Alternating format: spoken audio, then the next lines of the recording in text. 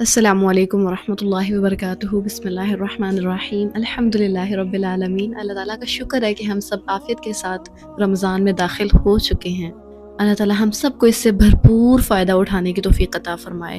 سبحان اللہ، پہلے یا دوسرے روزے کی بات ہے کہ میری ایک ایمانی ساتھی مجھے بتا رہی تھی کہ انہوں نے اعلان سنا، اللہ اکبر کبیرہ، پہلے روزے سے پہلے لاسٹ رات کی بات ہے کہ انہوں نے اعلان سنا کہ کسی کی ڈیتھ ہو گئی ہے، تو وہ کہتی ہے کہ کوئی رمضان کے اتنے قریب آ کر بھی اس کو نہ پا سکا۔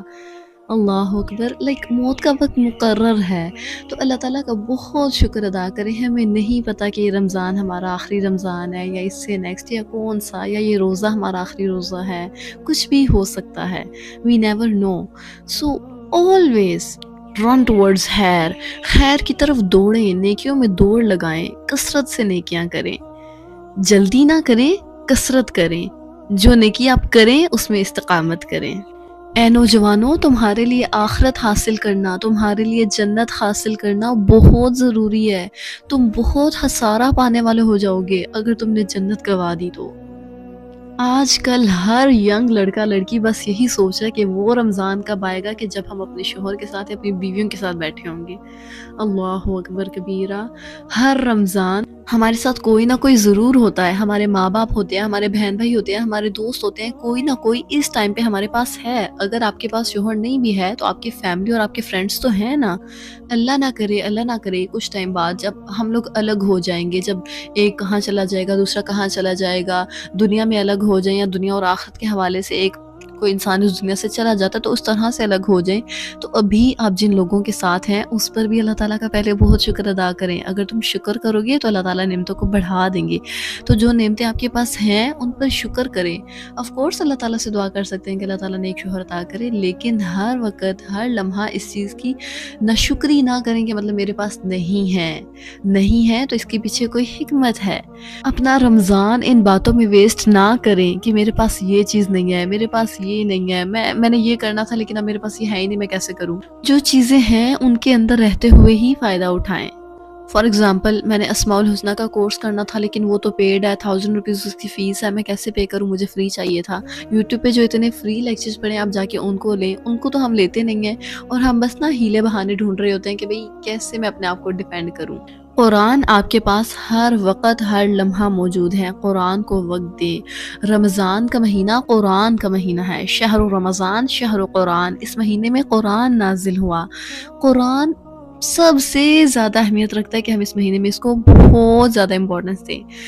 کم از کم اپنے 24 گھنٹوں میں سے ہم اپنے 10 گھنٹے تو قرآن کو دے سکتے ہیں نا۔ 10 گھنٹے نہیں، 5 کر لیں، 3 کر لیں، 3 سے کم تو بالکل بھی کوئی نہ کہے کہ 3 سے کم گھنٹے میں اگر قرآن کو دوں تو میرا رمضان اچھا گزرے گا ایک دن میں۔ تو اپنے گول سیٹ کریں، میں نے 5 صورتوں پہ تدبر کرنا ہے، 2 صورتیں حفظ کرنی ہے، 1 دفعہ قرآن پڑھنا ہے، یا جو بھی آپ لوگوں نے اپنے گول سیٹ کیے ہوئے ہیں، قرآن کو ہر لحاظ سے وقت دینا ہمارے لیے خیر کا باعث ہے۔ 2 طریقے سے قرآن شروع کر لیں، ایک ویسے پڑھنا شروع کر دیں، ایک تفسیر کے ساتھ شروع کر دیں، ایک جو آپ رات کو تراویحاں پڑھتے ہیں تو اپنا تراویحوں میں شروع سے قرآن پڑھنا شروع کر دیں روزانہ، قرآن کی تلاوت آپ قرآن سے کیا کریں تراویحوں میں اور کھول کے، تو وہاں پر بھی اپنا حساب رکھیں کہ کل میں نے تراویح میں اتنی کی تھی، نیکسٹ اب اگلے دن وہیں سے شروع کریں۔ اگر آپ حافظ ہیں تو اپنا حفظ ریوائز کریں، حافظ کیا وہ ریوائز کریں۔ کثرت سے دعائیں مانگیں۔ اللہ تعالیٰ ایک بہت ہی خوبصورت دعا ہے، اس کا میں ترجمہ بتاتی ہوں آپ کو۔ اے اللہ، اس رمضان کے مہینے میں مجھے عبادات میں قوت اور جد و جہد عطا کر، نشاط عطا کر، مجھے نیکیوں میں دوڑنے والا بنا، اور مجھے سستی، نیند اور بوریت سے پناہ میں رکھ۔ یا اللہ، میں فتنوں میں نہ پڑوں، میں وقت ضائع نہ کروں، میں اس مہینے کے ایک ایک لمحے سے غنیمت اٹھاؤں، میں اس کا بہت زیادہ فائدہ اٹھاؤں۔ الحمدللہ اتنے روزے گزر چکے ہیں، ان قریب دوسرا عشر آئے گا، پھر تیسرا عشر آئے گا، اور یہ مہینہ مکمل، تو جتنا ہو سکے نیکیوں میں خیر آگے بڑھیں، اور پورا دن اپنے روزے میں اللہ تعالیٰ کو اپنے آپ کو ریمائنڈ کراتے رہا کریں، اور اللہ تعالیٰ سے دعائیں کیا کریں، اللہ تعالیٰ یہ بھوک میرے لیے بہت مشکل ہے، اللہ تعالیٰ کیسے میں پورا دن کھاتی رہتی ہوتی تھی، تیری رضا کے لیے میں چپ ہوں، تیری رضا کے لیے میں کھا نہیں رہی، میں نے اپنا پیٹ باندھا ہوا ہے، اور صرف پیٹ کا نہیں، اپنے ہر اعضاء کا روزہ، اپنی زبان کا روزہ، اپنے کان کا روزہ۔ اللہ تعالیٰ تیری رضا کے لیے یہ کام نہیں میں کر رہی، مجھے یہ بہت محبوب ہے، مجھے کھانا بہت پسند ہے، مجھے یہ کام بہت پسند ہے، لیکن صرف تیرے لیے میں اس کام سے رکی ہوں اللہ تعالیٰ تو مجھے اس کا بہت اجر دینا. آپ نہیں بھی کہیں گے تو اللہ تعالیٰ دیں گے، لیکن اگر آپ کہیں گے تو وہ مزید بڑھائے گا، اور اللہ تعالیٰ کو پسند ہے کہ اس سے دعا کی جائے. اسی طرح افطاری سے پہلے کثرت سے دعائیں کریں. اور بہترین روزہ وہ ہے جس میں زیادہ ذکر کیا جائے. قرآن سب سے زیادہ ذکر ہے، قرآن کو ٹائم سب سے زیادہ دینا ہے. آپ ذرا سا فری ہوتے ہیں، آپ اپنے موبائل سے قرآن کی ایپ کھول لیں، آپ گھر میں آپ فزیکل قرآن اٹھا لیں، وضو کی حالت میں رہیں پورا دن اور قرآن پڑھیں اور ذکر اذکار کریں. ذکر میں جلدی سے کچھ بتا دیتی ہوں. سبحان اللہ و بحمدہ سبحان اللہ العظیم کثرت سے کیا کریں، کم از کم 100 دفعہ تو ہر روز، in Ramzan and in any other month. ہمیشہ اس کو عادت بنا لے کہ 100 دفعہ سبحان اللہ و بحمدہ سبحان اللہ العظیم تو پڑھنا ہی پڑھنا ہے. سبحان اللہ، الحمدللہ، اللہ اکبر، لا الہ الا اللہ. اس کی نیکیاں تو اتنی ہیں، زمین اور آسمان کے خلا کو بھر دیتی ہیں جو شخص 100 دفعہ پڑھ لیتا ہے. آپ صلی اللہ علیہ وسلم پر درود کی کثرت کریں، استغفار کی کثرت کریں، روزے کے دوران بھی اور سحری کے ٹائم. آخری جو 10 سے 15 منٹ ہوتے ہیں، ان 10-15 منٹ سے پہلے اپنی سحری وغیرہ کمپلیٹ وہ کام کر لیا کریں، اور اس کے بعد آخری 10 منٹ میں لازماً بیٹھ کے اپنا ایک ایک گناہ کو یاد کر کے استغفار کیا کریں. یا اللہ، میں نے اس محفل میں یہ لفظ بول دیا تھا، اس شخص کو برا لگا تھا، اللہ تعالیٰ تو مجھے معاف کر دینا اس پہ.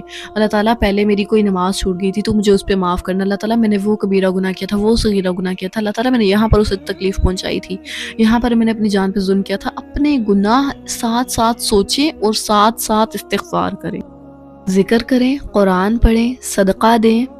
صدقہ ڈیلی صدقہ ضرور دیں. تراویحوں کی بات کر لیتے ہیں. جو رات عشاء کی نماز کے بعد آپ نے تراویح پڑھنی ہے، تہجد پڑھنی ہے، میک شور، میں اس بحث میں نہیں پڑھ یا پاٹھ پڑھیں، 20 پڑھیں، 36 پڑھیں، آپ جتنی بھی پڑھیں، آپ بھلے ہی 2 رکعت پڑھیں، بس اتنی سی ریکویسٹ ہے کہ خشوع کے ساتھ پڑھیں. اللہ تعالیٰ ہماری نیتیں دیکھتا ہے، ہماری کوششیں دیکھتا ہے.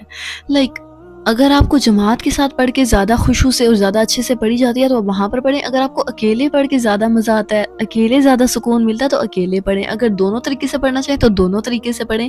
وہاں نماز پڑھیں، ایسی نماز پڑھیں جیسی نماز اللہ تعالیٰ کو پسند ہے. رکوع میں پراپر ٹائم دیں، سجدے میں پراپر ٹائم دیں، قیام لمبے سے لمبا کریں. کم از کم 4 سے 5 رکوع ایک رکعت میں پڑھ لے، 4 سے 5 رکوع دوسری رکعت میں پڑھ لے. باقی جس کی جتنی طاقت ہے، ایک پیج ایک رکعت میں پڑھ لے، دوسرا پیج دوسری رکعت میں پڑھ لے. رکوع میں سبحان ربی العظیم زیادہ دعا